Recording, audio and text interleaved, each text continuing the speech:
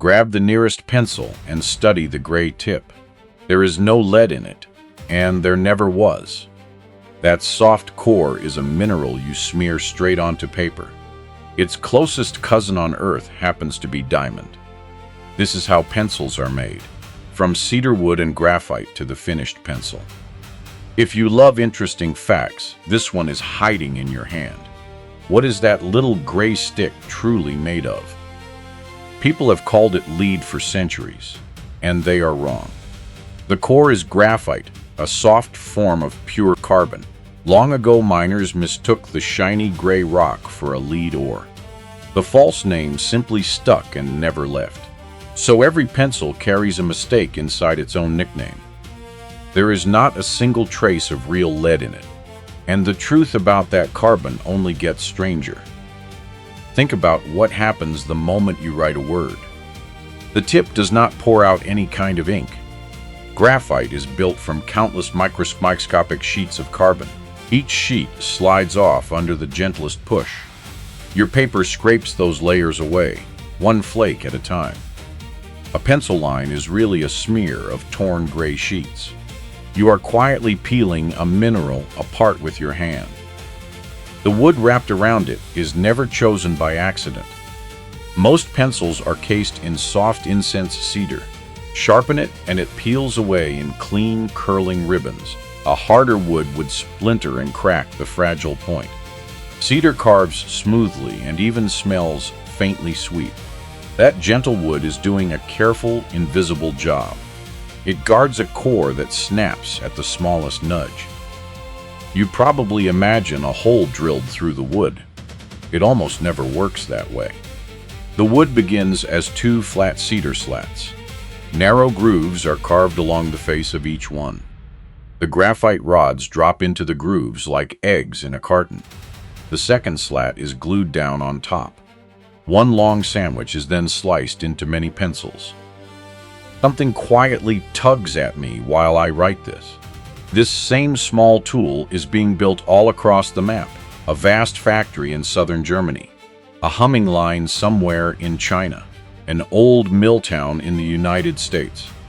I am genuinely curious which country you are watching from today. The country, not the city. And wherever you are sitting, the shape in your hand was engineered, because even those flat sides were a deliberate choice.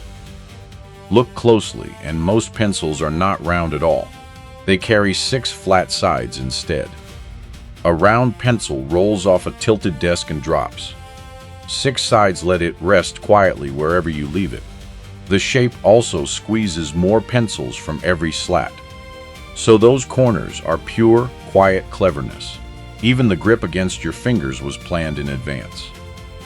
The gray core is not pure graphite either. It is fine graphite powder kneaded together with soft clay. Then the thin rods are fired in a kiln like pottery. More clay bakes a harder, paler, scratchier line. More graphite leaves it darker, softer, and smoother. One simple ratio quietly sets every grade of pencil. The whole hardness scale lives inside that mix. Fresh from the kiln, the core is dry and thirsty. Left alone, it would drag and scratch the page. So the rods are soaked in hot wax or oil. The wax fills every tiny pore in the carbon. Suddenly, the line glides on dark and smooth. That silky feel you love is a hidden bath. A pencil is dipped before it ever writes. So here is a quick test of your instinct. You want the darkest, boldest mark on the page. Would you call for more clay or more graphite? One word. Clay or graphite? Write it below. Now picture the line coiled inside one pencil. A single pencil can draw for miles before it dies. It can outlast page after page after page. And the world chews through billions of them every year. Line up 1 year of pencils, and the number loses all meaning. All that writing from a finger of wood. One small stick holds a marathon of lines. Here is why artists and archivists trust a pencil. A graphite line barely changes for centuries. It does not fade in light the way many inks do. It will not rust, run, or slowly turn brown. Notes written in pencil long ago still read clearly today. The mark is as stable as the mineral itself.